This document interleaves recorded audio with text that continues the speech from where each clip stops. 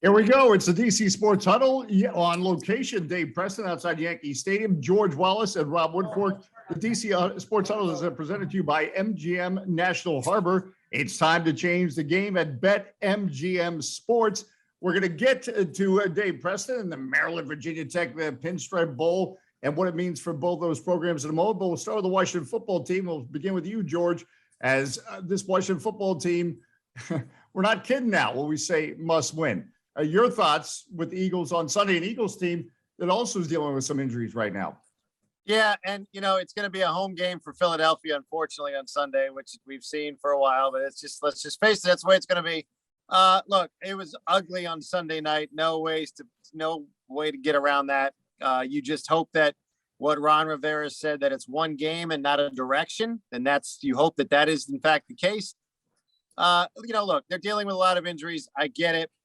But you can't, and everything kind of came to a surface on Sunday. That's fine. You can't, but everybody's dealing with COVID in the NFL. Everybody's dealing with injuries. You can't really make excuses. You can't have your two guys throwing punches on the sideline, especially your team captain. I don't care what boils over or what it gets to. You can't get to that point. We've heard for weeks that this team doesn't quit. You want a 4-game losing streak, 4-game winning streak. They fought to the end. They don't quit. They're dealing with, as Ron Rivera said, real life shit. That's fine. But it's just, for me, it was just a terrible look. And I just don't, do I think this team's going to quit on Ron Rivera on Sunday? No, I don't think that at all. I think they respect him. I don't think they're going to quit on him. But I think there are a lot more questions that need to be answered by this team. And they're not as close as some people think they are to where they're going to go. And I think it starts all the way at the top. We've talked about, does Ron Rivera, has he taken on too much, with this organization in charge of turning around the whole thing and not being able to focus on just football? We haven't seen that work the way it should be right now. So I think a lot of questions have to be answered starting in 2 weeks when the season's over. I don't think they're as close, or they're close, but I do think, I'll just throw out 2 points. I do think Taylor Heineke bounces back because that's been his DNA. I don't think they beat the Eagles. And it's not a good look on national television, Jonathan Allen, Deron Payne going at it. But having said that, I do believe Ron Rivera when he says it's better than guys looking disinterested and like, oh, well, I just can't wait for the season then. Rob Woodfork. Yeah, I mean, just like George said, it's a horrible look for you to be throwing haymakers to your team. And by the way, they were teammates in college too. So, I mean, I get the whole, brother stuff, but I'm a big brother. I have never thrown a punch at my brother's face. Never happened. So, I mean, that was on national TV or just in general? I mean, in general. I haven't been blessed to be on national TV yet, but man, look, just losing the way that they lost. Forget about what happened on the field, what happened on the sideline. Just the way everything went down. As coaches have said throughout sports, everybody's dealing with COVID. Everybody's dealing with injuries. And this kind of seems to be a theme with Ron Rivera. I don't know that he's one of those coaches that can do more with less. We've seen Mike Tomlin do that. Joe Gibbs did that for a long time, winning 3 Super Bowls with 3 different quarterbacks. But with Ron Rivera, look, he had the benefit of a franchise quarterback in Carolina and, had the 1 Super Bowl appearance. But if you take that 1 season off of his ledger, it's a lot more losing than it is winning. So I think he's a great guy. I think he's a good coach. I think that he's done a tremendous job of changing the culture, at least within the football operation. But, just right now from a strictly football standpoint, I don't know that they're better than they were last year. And that's really, really telling. All right. So are you saying we should change? I don't think now is the time to change, but I think you give him another year. And he's talking about 5-year plans and stuff like that. They don't give you 5 years in the NFL anymore. This Pittsburgh Steelers are the only team that give you like a full decade to try and fix stuff. So I think I think his seat gets warm in 2022 at a minimum. Dave Preston, outside Yankee Stadium. We'll get to the college, Yes. Maryland, Virginia Tech. Your thoughts on this Washington situation? Well, it's interesting too because they've been limited by injuries the last couple of weeks and some key injuries too. Landon Collins not being able to post has really hurt their defense. J.D. McKissick is a guy who his absence really hurt them in both the running game and the passing game. And when you look at the weapons that Taylor Heineke has had this season, Curtis Samuel has been hurt for most of the year. Logan Thomas has been injured not once but twice and has missed most of the season. Now to lose J.D. McKissick, whoever is playing quarterback for this team, they just don't have the weapons offensively. I think the state of this team, they always say that the NFL is a snapshot league week to week. You can easily be 3 games better or 3 games worse than your actual record. And I think maybe last year's team was more of a 6-10 or a 5-11 team that played their way up to 7-9. This team might be in the same neighborhood, but they're not winning those games. The games that they won last year, that was the game at Denver that they lost. That was the game at Green Bay that they lost this year, despite doing everything right. I think it's very unfortunate that your pants get pulled down like they did on Sunday Night Football against Dallas. You bring the heated benches down there too, for a controlled environment. It's akin to, I think, on Married with Children, one of the characters let a sea turtle go in Lake Michigan, a freshwater lake. Big mistake there. For those who miss the good old days of Stephen Marcy before Jefferson Darcy, Ted McGinley showed up, you know exactly of what I speak. This team's a mess. We've got a couple more weeks to go, and I'm looking forward to the final Burgundy and Gold grab bag because there's very little left in the bag to grab. And wait, and the thing that I can't stand hearing all the time is last year was the worst thing that happened to them. They're winning the division at 7-9 because you set the bar. Well, you know what? If you can win a division, I don't care how you do it or what your record is. If you win a division and go to playoffs, you don't just say we're not going to do it because it's going to set the bar too high. I mean, come on.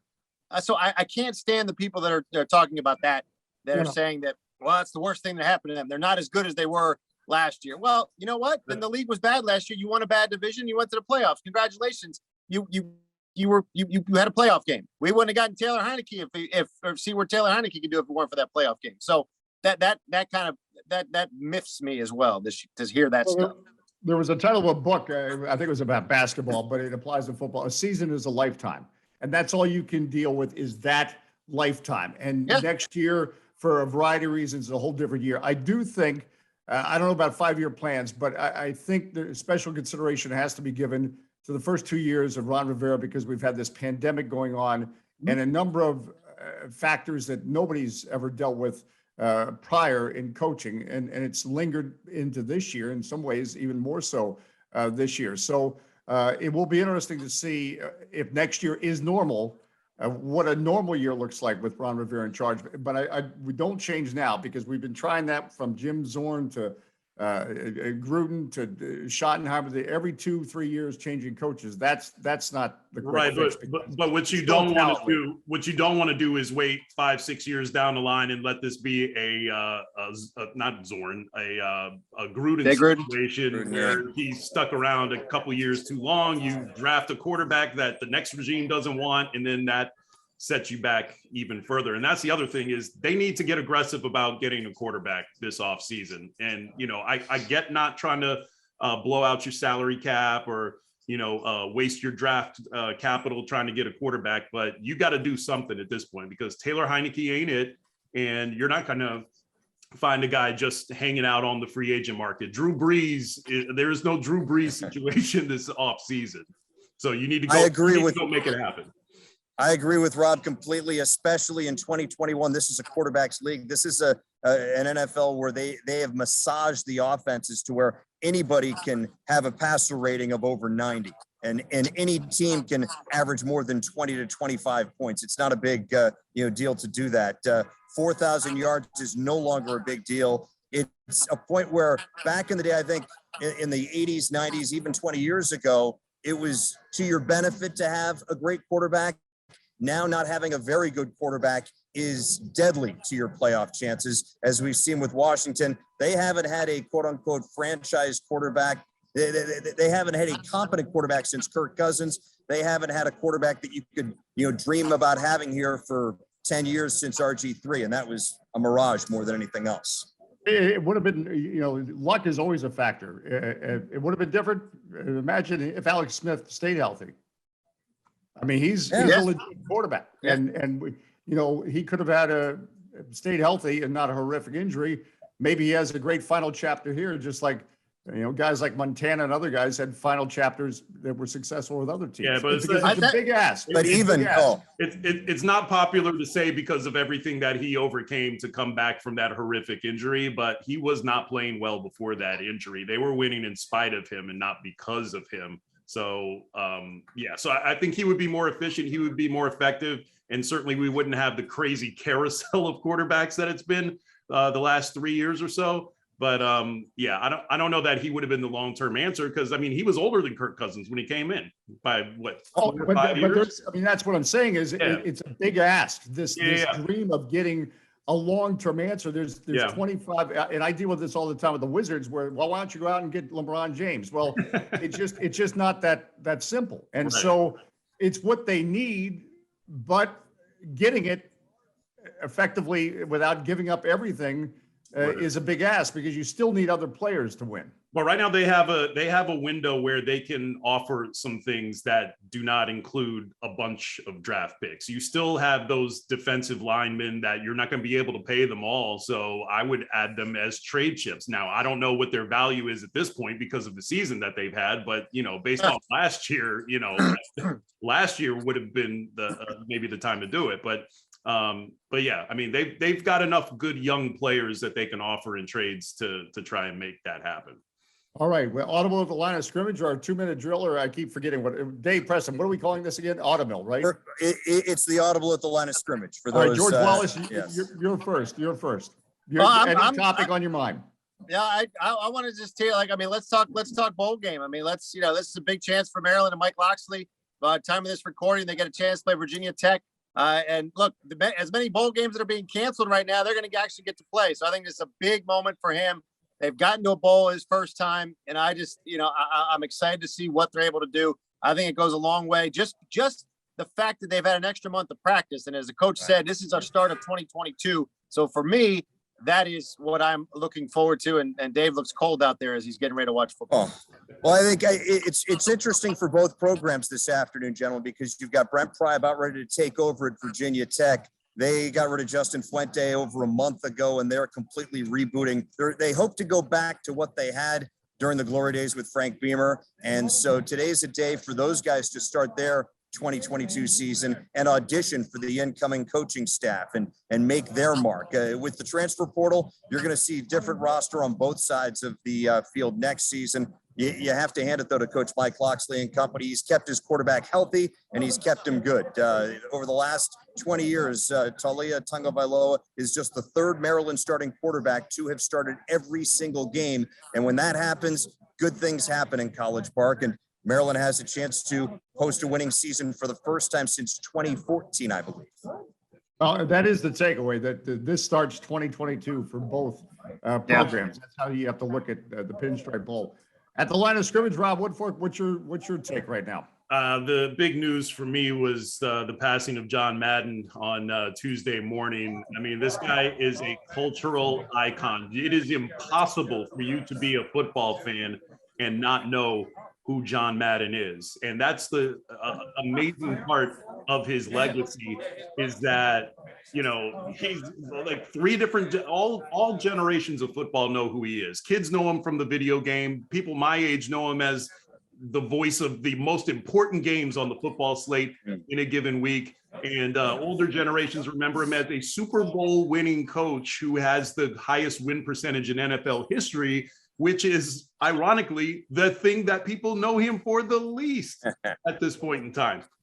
So he was just remarkable. And as I said in a couple of my sportscasts, he is football. He was the perfect ambassador for football, and he will truly be missed.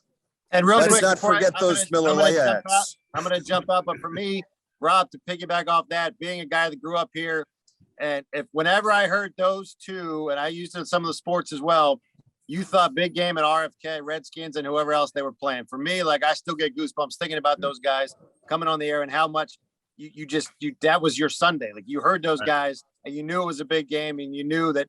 And look, around here, that was the time when this team was playing well and it was the talk of the town. So for me, that's my Madden memory. Got to go. Credit CBS Sports for letting John Madden be CBS himself Sports. because he is special because he was himself. We wouldn't have had Boom or Doink if a consultant had got a hold of John Madden. So that Also- is the beauty and the lesson, and maybe another reason why it won't happen again, because there's too many consultants and advisors in the business. Here was a guy that all he did was be himself, and he was able to connect with people. And that's why forever we will remember him, whether it's through a video game or the way he talked to us and made us feel like he was talking to us every Sunday. Across And all Dave, 4 major networks too. Yeah, That's incredible. that's pretty incredible. That's pretty incredible. And so many things that we think of as commonplace now in the coverage of the NFL, he helped bring about, from broadcasters meeting with the coaching staffs before the games on Sunday. They would meet on Saturday, to the telestrator. He was the first one to use that, to he even drew up the first down marker as a thought balloon way back when. So many things. And who could forget the Miller Lite tastes great, less filling? I forget which of the 2 teams he was on, but what a great personality, and really somebody that, gosh, you can't think of the NFL without him being a part of the tapestry on multiple levels, whether it's the game, as you mentioned, being in the booth of 4 networks, or being on the sidelines for some of the classic matchups of the NFL's glory era in the 1970s. Right. Oh, indeed. He will be missed, but not forgotten. That's for sure. That's going to do it for the final edition of 2021 for the DC Sports Huddle. For George Wallace, Rob Woodfork, Dave Preston, I should remind you, DC Sports Huddle presented by MGM National Harbor. It's time to change the game at Bet MGM Sports. And Happy New Year, everyone. Dave doesn't have a free hand, so I'll break the huddle.